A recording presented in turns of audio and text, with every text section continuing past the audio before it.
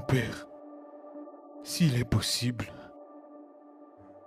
que cette coupe s'éloigne de moi. Le Gethsémani est l'endroit où le Seigneur Jésus se retirait de tout pour investir du temps dans la communion qu'il avait avec le Père. Abba, Père. Le Gethsémani est le lieu des oliviers, des pressoirs à huile. C'est ici que le Seigneur Jésus a traversé les moments de plus grande agonie qu'il ait connus ici sur la terre.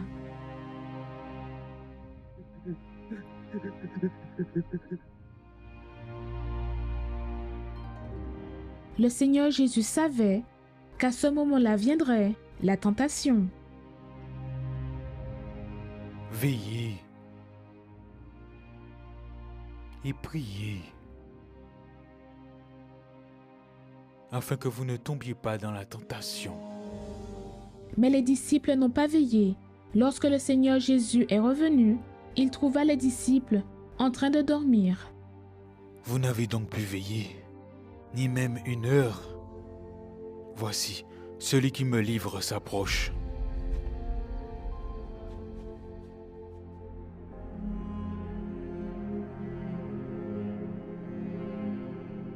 La trahison est venue à travers un baiser.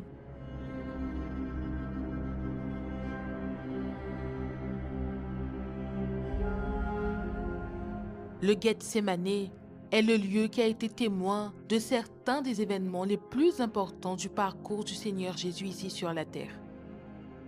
Un lieu de révélation où vous allez découvrir qui vous êtes réellement et ce que vous voulez vraiment. C'est l'endroit où le Seigneur Jésus a fait la prière la plus importante de sa vie. Mon Père, s'il n'est pas possible que cette coupe s'éloigne sans que je la boive, que ta volonté soit faite. Et c'est là que l'histoire de l'humanité a commencé à changer. Au cours des prochains jours, pendant cette clameur, vous allez mieux connaître cet endroit si important et à travers lui, comprendre ce que Dieu veut réellement accomplir dans votre vie.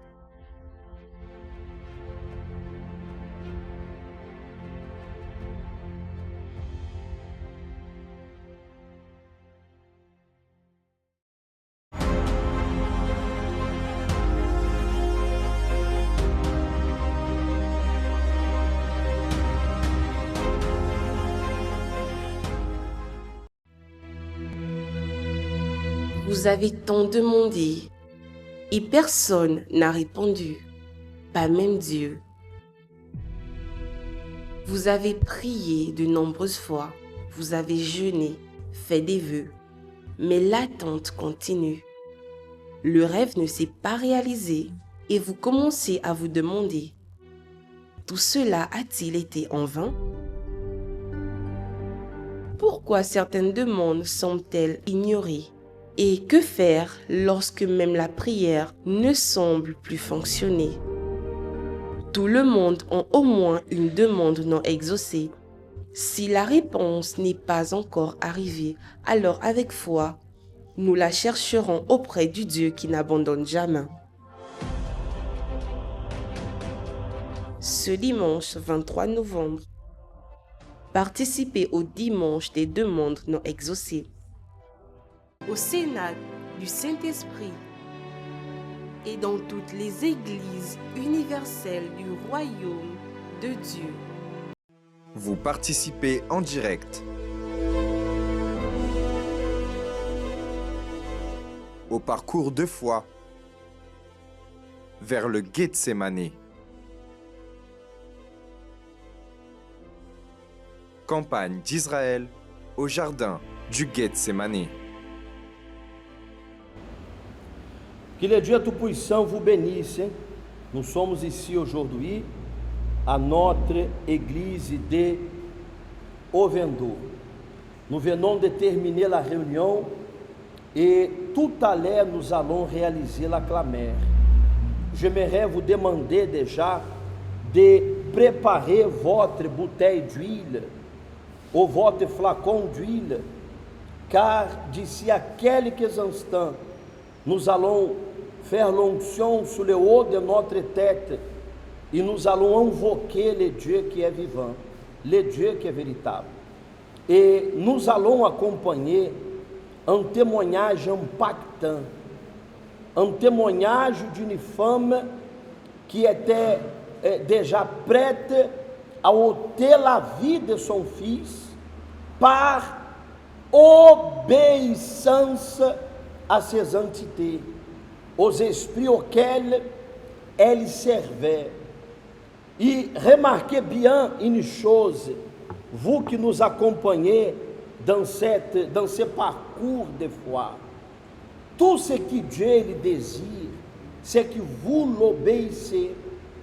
Remarquez au pasteur Yves, lorsque Dieu il a mis Adam et Ève là dans le jardin, Dieu a voulu que Adam et Ève soient obéissants à sa voix. Ils ont été pendant quelque temps. Sauf que le temps est passé et nous voyons qu'ils ont laissé de faire la volonté de Dieu, d'obéir la voix de Dieu pour commencer à convoiter quelque chose qui ne pouvait pas, même pas toucher.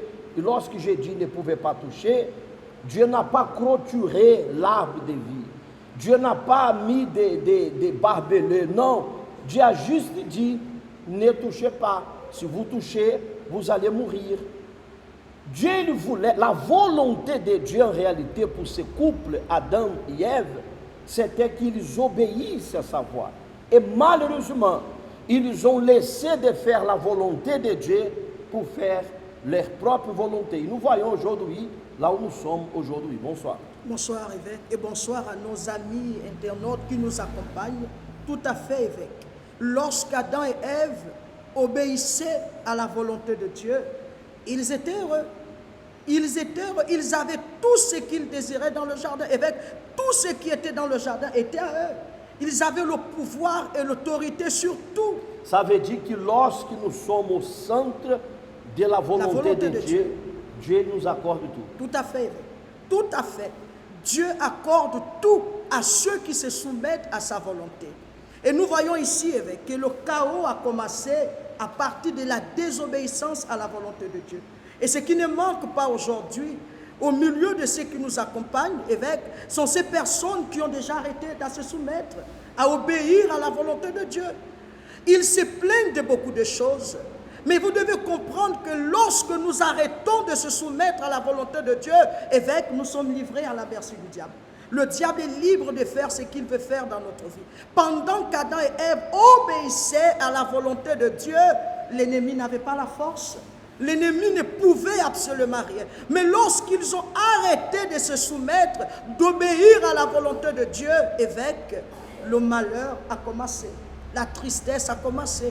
Le résultat de tout ce que nous voyons aujourd'hui a commencé à partir de la désobéissance de ce couple. Et lorsque nous faisons la volonté de Dieu, notre âme, elle se réjouit, elle est contente. Et lorsque la personne, elle désobéit, la souffrance commence de l'intérieur vers l'extérieur. Parce que d'abord le mal touche à l'âme de la personne. Et au moment qu'elle est triste à son intérieur, l'extérieur aussi va montrer cette tristesse. Bon, il y a le peuple qui est là avec nous ce soir. Il y a le peuple ici à Ovendo qui participe de cette transmission. Il y a aussi les pasteurs qui sont connectés. Je vois ici pasteur Ulrich qui est là sur l'hôtel des Engagnons. Aidez-moi là parce que je n'ai pas porté les lunettes là. Nous avons le pasteur Jean-Fabrice aussi. Pasteur Jean-Fabrice de Lambaréné. Et l'auxiliaire exaucé. Exaucé, Nous avons Demouila, le pasteur Kouassi de Port-Gentil aussi. pasteur Kwasi de Port-Gentil, Et le pasteur Daniel Doyem.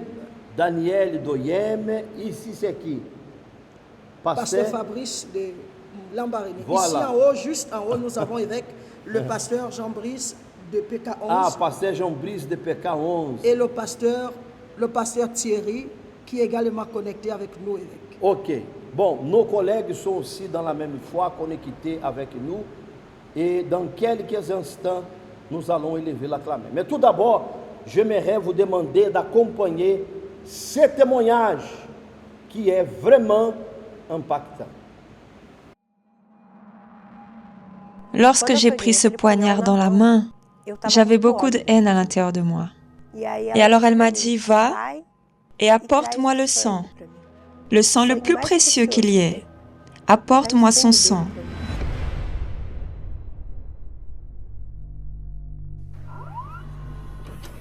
Je suis le fruit d'un adultère.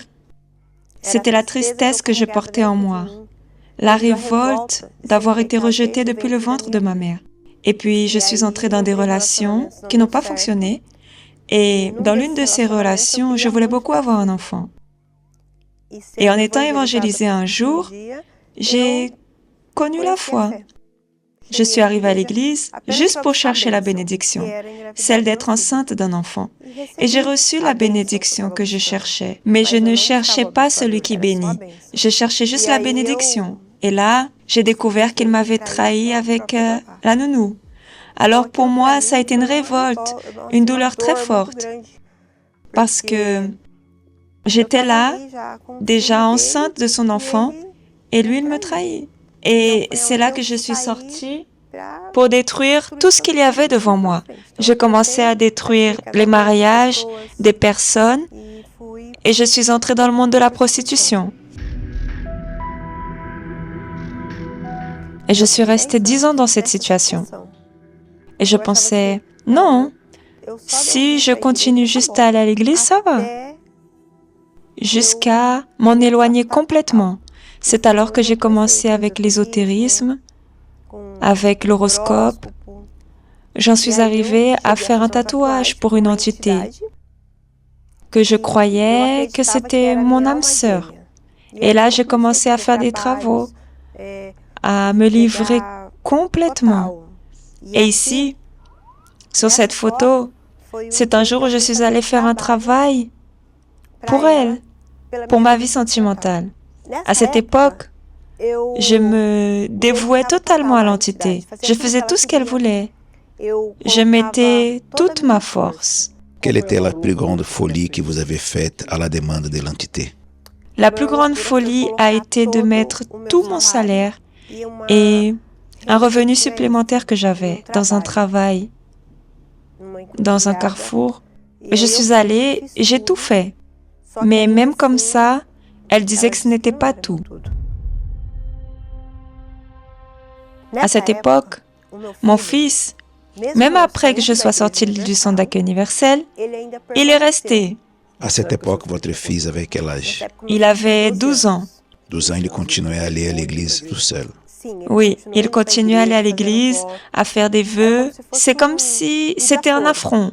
Alors je me révoltais, je l'agressais, je lui disais qu'il était inutile, je lui disais que c'était un déchet, je lui disais que je le détestais, que je regrettais de l'avoir eu. Je disais tout cela. Et un jour, lorsque je lui ai dit que je ne l'aimais pas, il m'a dit, « Mais moi je t'aime et je vais me battre pour toi. » Et je suis restée 2 ans sans lui donner ni un câlin.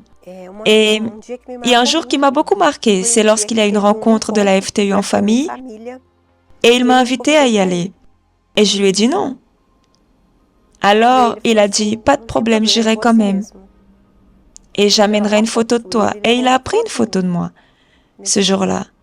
Chaque jour, je faisais plus pour les entités. Chaque jour, je cherchais à grandir là-bas et à être quelqu'un là-bas. Et la douleur en moi de ne pas avoir ce que lui avait, c'était comme de la jalousie. Alors, j'ai mis toute ma force et j'ai fait un travail pour l'entité. Et l'entité n'a pas accepté ce travail. Elle m'a dit, je n'accepte ni toi, ni ton travail. Car le meilleur que tu as, c'est pas ça. Le meilleur, c'est dans ta maison. Alors, va, elle m'a dit, et apporte-moi le sang le plus précieux. Apporte-moi son sang, et peut-être que je t'accepterai. Et je suis allée. J'avais acheté un poignard, et j'ai dit, je vais le faire, je vais apporter ça à l'entité. Vous alliez faire ça avec votre fils. Oui, avec mon fils. Et cette nuit-là, je suis sortie, je suis allée chez moi déterminée. Je suis montée l'escalier et je suis allée directement dans sa chambre. Dans ma tête, j'allais mettre le poignard sur lui et lui donner un coup dans le cou. Mais c'était votre fils, madame. Oui, c'était mon fils. Mais je sentais de la haine, une haine immense contre lui. Une haine énorme. Maintenant que j'en parle, j'ai même honte. Et quand j'ai ouvert la porte, il ne dormait pas. Je l'ai vu à genoux, en train de prier, au pied de son lit, avec une photo de moi dans ses mains. Et là, je suis tombée à genoux en pleurant. Et il s'est levé, il m'a enlacée et il m'a dit « Reviens à la maison du Père, car il y a encore une solution pour toi. » Un garçon de quel âge? 13 ans. 13 ans. Et nous sommes même ici en direct avec lui, Philippe. Ça va? Bonjour, pasteur. Oui, pasteur. Comment ça s'est passé, ce moment où votre mère est entrée alors que vous étiez en prière? Racontez-nous. J'avais une profonde révolte parce que le même Dieu que je connaissais, elle le connaissait aussi. C'est alors qu'en priant pour elle, même la nuit, car c'était le seul sacrifice que je pouvais faire pour elle. Je n'ai rien entendu. Je l'ai pas entendu entrer, mais lorsque je me suis retourné, je l'ai vu entrer.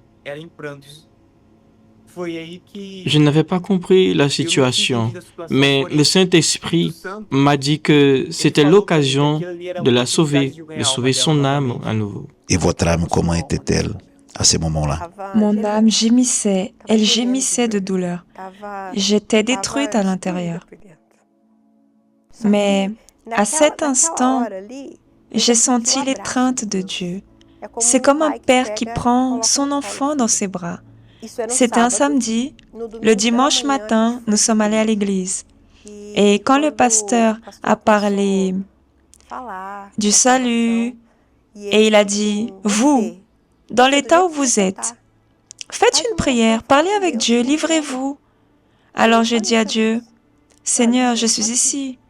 J'ai tout fait, tout pour le monde, tout pour tout le monde, tout pour plaire au monde. Je n'ai pas réussi. Mais si tu m'acceptes comme je suis, sale, je ne suis même pas digne d'être ici.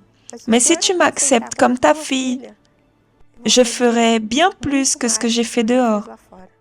Quand elle a mis les pieds dans l'église, je l'ai remis entre les mains de Dieu. Parce que jusqu'à là, c'était moi et Dieu. Moi et Dieu luttons pour son âme. Mais à partir du moment où elle est entrée, ce n'était plus moi et Dieu, c'était seulement lui. Et là, ça a été le jour de mon baptême, qui a été par aspersion, parce qu'on était encore dans la pandémie. Et là, j'ai décidé que j'allais changer de vie, que j'allais changer mon caractère. Mais pour cela, je devais chercher à recevoir le Saint-Esprit. Alors est venue la campagne de foi, le changement d'esprit. Et pour moi, ça a été un cadeau de Dieu. Lorsque je suis montée sur l'autel, je ne suis pas simplement montée. C'était comme si j'étais moi-même le propre sacrifice. Je me suis mise à l'intérieur de l'enveloppe. Et j'ai dit, mon Père, je suis ici comme la fille prodigue. Alors accepte-moi et donne-moi ton esprit, car sans toi, je ne pourrais pas. Et là, j'ai ressenti une paix, une joie que je n'avais jamais eue de ma vie. Durant toutes ces années, et après je suis rentrée à la maison et je l'ai appelé. Et j'ai dit, mon fils, maintenant je suis complète. J'ai reçu le Saint-Esprit. J'ai reçu la plus grande richesse de ma vie. La joie qu'elle a reçue m'a contaminé aussi, car je savais que la douleur, la souffrance, la rancœur avaient disparu. Je peux dire que son ADN a été changé. Aujourd'hui, elle est aimante. Aujourd'hui, elle me prend dans ses bras. Elle me dit qu'elle m'aime. Je vois aujourd'hui comme il est bon de ne pas désister. Parce que s'il avait désisté de moi, ce ne serait ni lui ni moi. Alors j'ai une grande gratitude envers Dieu. Tout c'est Dieu. On est habitué à voir des mères lutter pour leurs enfants. Cette fois, c'est un fils qui a lutté pour sa mère. Oui. Tous mes sacrifices à l'époque étaient pour sa transformation. Car à quoi servirait que mon âme soit sauvée et pas la sienne? J'ai participé à la campagne de foi, au propos de la FTU en famille. J'ai participé avec sa photo dans mes mains. Aujourd'hui, je me prépare et lui aussi se prépare pour que je fasse comme Anne, offrir mon Samuel sur l'autel. Ce que je peux dire, c'est n'abandonnez jamais. Vous pouvez prier, chercher et ne pas voir le résultat physiquement. Mais l'œuvre du Seigneur Jésus est différente de la nôtre. Ses plans sont différents des nôtres. Alors, faites-lui confiance. Sa volonté est parfaite et n'abandonnez jamais votre famille. Parce que, comme il a fait son œuvre dans ma vie et dans celle de ma mère, il fera aussi dans la vôtre.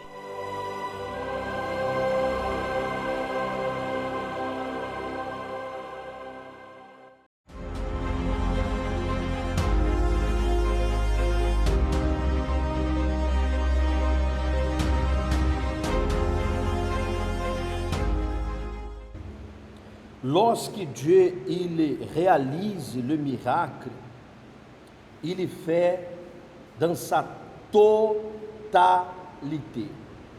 Mais ce que nous remarquons au pasteur Yves, dans le témoignage de cette femme, c'est qu'elle était obéissante, même au point d'aller ôter la vie de son fils. Elle était prête à aller ôter la vie de son fils pour faire plaisir aux esprits auxquels elle servait. Remarquez, ça veut dire que ce qu'elle avait à son intérieur, sa volonté à elle, c'était d'obéir les esprits, les entités qu'elle servait. Imaginez-vous si cette personne qui nous accompagne, elle fait la volonté de Dieu. Parce que le mal a promis de lui donner A, B, C ou D si elle faisait sa volonté. Imaginez-vous lorsque notre vie, elle est au centre de la volonté de Dieu. Et là, je me rappelle que le Seigneur Jésus, il avait l'habitude de s'éloigner et de prier et de consulter le Père, de pouvoir se sanctifier. Et là, nous voyons que lorsqu'il est revenu de sa prière, il trouva les disciples, quelques de ses disciples qui dormaient. Ça veut dire que lorsque la personne elle n'est pas au centre de la volonté de Dieu, ce sommeil, spirituellement parlant, va l'emporter parfois aux échecs, à s'éloigner de la présence de Dieu, à être quelqu'un triste, abattu, angoissé. Mais lorsqu'elle obéit la voix de Dieu, tout change dans sa vie. Tout à fait, évêque. Tout à fait. Tout change. Nous avons la preuve vivante ici à travers le témoignage de cette dame, évêque. Elle n'obéissait juste pas. Évêque, elle avait sacrifié sa volonté pour que la volonté de celui qu'elle servait comme Dieu devait se faire. Et nous voyons que le fait de sacrifier sa volonté pour laisser se faire la volonté de celui qu'elle servait celui qu'elle servait l'a ordonné, parce qu'il y a la différence entre demander et ordonner. Elle a reçu l'ordre de celui qu'elle servait d'exécuter son fils. Et elle était prête à le faire.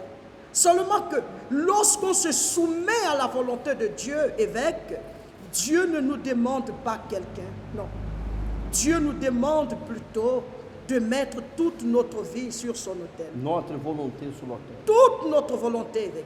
Toute notre volonté. Parce que lorsque nous mettons toute notre volonté sur l'autel de Dieu, évêque, il vient donner un sens à cette vie qui n'avait pas de sens. Et nous voyons que son enfant, à l'âge de 13 ans, il a persévéré, il a lutté. À 13 ans, l'âge d'un adolescent, mais la tête de quelqu'un qui savait ce qu'il voulait dans sa vie. La tête de quelqu'un qui savait que la seule condition de retirer sa mère de là où elle était, c'était à travers la prière, c'était à travers le sacrifice, c'était à travers la persévérance. Et voilà qu'au moment qu'elle a voulu obéir la voix des entités, elle trouva son fils un esprit de prière. Et voilà que tout a commencé à changer. Bon, nous allons nous préparer pour la prière. J'ai déjà ici l'huile, je ferai l'onction, laissez ici. Je ferai l'onction ici, sur ma tête. Ici le pasteur aussi. Vous avez déjà reçu l'onction aujourd'hui? Le pasteur va passer parmi vous, rapidement va faire l'onction d'huile sur la tête de tous ceux et celles qui sont présents ici avec nous. Le pasteur qui nous accompagne, le peuple qui nous accompagne, recevez aussi l'onction d'huile, car nous allons nous préparer pour invoquer le Dieu qui est vivant, invoquer le Dieu qui est véritable. Et vous qui nous accompagnez, vous avez la possibilité d'aller à l'autel de Dieu. C'est dimanche 23, et vous engagez avec le Seigneur, en disant: Seigneur, je ne vais pas faire ma volonté, mais je veux que ta volonté se fasse dans ma vie. Parce que la volonté de Dieu, je disais au peuple ici ce soir, la volonté de Dieu, ce n'est pas seulement nous donner une maison, ce n'est pas seulement nous accorder quelque chose physique, mais la volonté de Dieu va au-delà de ce que nous pouvons imaginer. C'est le moment de la prière, et nous allons dans ce cas nous préparer et nous allons parler avec Dieu. Tout le monde a reçu l'onction? Ok, nous allons dans ce cas nous préparer pour parler avec Dieu. En ce moment, participez à une prière spéciale. C'est le bon moment pour parler avec Dieu. Nous allons unir notre foi pour vous. Au nom de notre Seigneur Jésus-Christ, mon Père, nous levons nos mains vers toi, Seigneur. Nous clamons à toi, mon Dieu, nous venons clamer en faveur de tous ceux qui nous accompagnent. Mon Seigneur, il y a des malades connectés avec nous, des personnes souffrant à l'intérieur de leur corps, des personnes, mon Père, attristées, qui font face à plusieurs difficultés, Seigneur, qui les empêchent à connaître la paix et la joie. Mon Dieu, nous clamons en faveur de cette famille détruite, divisée. Mon Dieu, cette famille où l'amour n'existe pas, cette personne qui a déjà lutté, mon Père, en frappant plusieurs portes, mais les portes lui sont restées fermées. Seigneur, nous élevons cette clameur, mon Dieu, en faveur de cette personne dépressive, en faveur de cette personne attristée, remplie d'affliction et d'addiction. Seigneur, étends ta main, Seigneur. Mon Dieu, touche et restaure la vie de cette personne, mon Père, prête à laisser ta volonté se faire dans leur vie, Seigneur. Mon Dieu, nous clamons en faveur de cette nation gabonaise. Visite, mon Père, cette personne qui se sent rejetée, abandonnés, ceux qui sont à cet instant à l'hôpital, ceux qui sont dans une prison quelque part, ceux qui font face à des situations difficiles. Visite ces personnes, Seigneur. Nous te les confions ce soir et nous de déterminons, mon Dieu, que tu apportes la restauration à l'endroit de leur vie. Seigneur, dans la même foi, nous déterminons, Seigneur, que cette personne connectée avec nous soit restaurée, que le malade soit guéri au nom de Jésus, que le captif soit libre au nom de Jésus, que celle qui ne connaissait plus le sourire reçoive le droit de sourire à nouveau au nom de Jésus. C'est cela que nous déterminons au nom du Seigneur Jésus de Nazareth. Mon Dieu, au nom du Seigneur Jésus, mon Père, en concordance avec ton serviteur, et mon Dieu, et avec toutes les personnes qui nous accompagnent, nous croyons, Seigneur, que de la même façon que le Seigneur Jésus a déversé là, Seigneur, au Gethsemane, Seigneur, sa volonté, ses envies, afin de pouvoir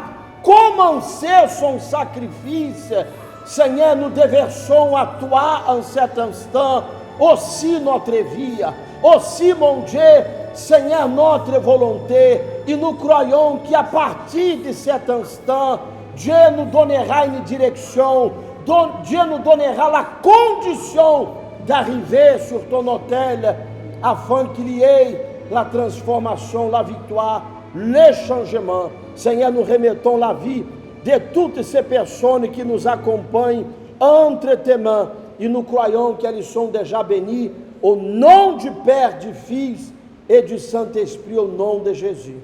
Amen. Grâce à Dieu. Amen. Vous êtes bénis au nom du Seigneur Jésus. Il est exactement 20h57. Demain samedi, la prière ici, c'est à quelle heure? La prière sera à 7h du matin. 7h du matin et dans nos églises aussi, dans chaque église universelle, la prière pour le cas possible, 7h du matin. Et dimanche sera le dimanche de ceux qui ont une prière qui n'a pas encore été exaucée.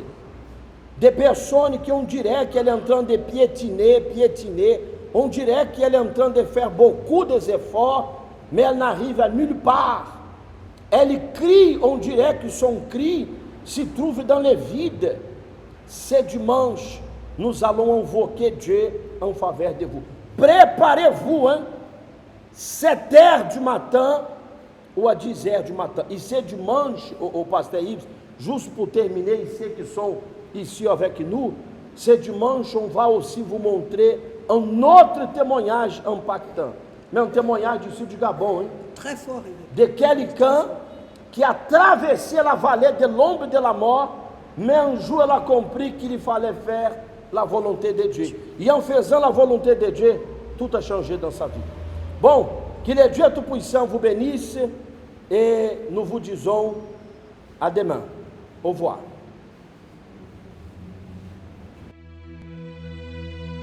Vous avez tant demandé et personne n'a répondu, pas même Dieu.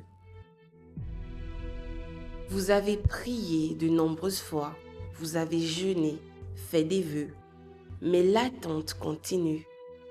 Le rêve ne s'est pas réalisé et vous commencez à vous demander, tout cela a-t-il été en vain?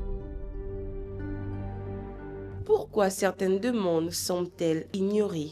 Et que faire lorsque même la prière ne semble plus fonctionner? Tout le monde a au moins une demande non exaucée. Si la réponse n'est pas encore arrivée, alors avec foi, nous la chercherons auprès du Dieu qui n'abandonne jamais. Ce dimanche 23 novembre, participez au dimanche des demandes non exaucées. Au Sénat du Saint-Esprit et dans toutes les églises universelles du royaume de Dieu.